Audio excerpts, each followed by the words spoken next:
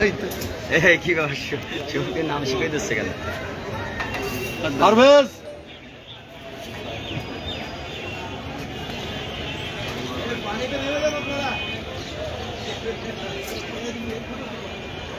ফেলেছে, ও দেখেই দিলি তো ভাই, আপনি কথা বলেন না।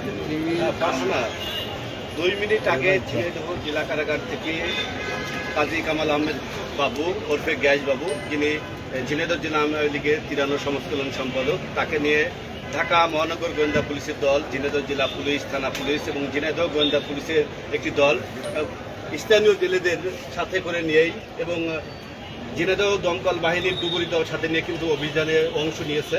এবং আমরা দেখতে পাচ্ছি, দর্শকদের যদি দেখাতে চাই, যে ঝিনাইদহ শহরের পোস্ট অফিসের ঠিক পশ্চিম পাশে এবং পিপিলিকা মার্কেটের পাশে যে ডুবা আছে, এই ডুবা নালায় কিন্তু অভিযান ইতিমধ্যেই শুরু হয়ে গিয়েছে। এবং আমরা দেখতে পাচ্ছি যে শুধু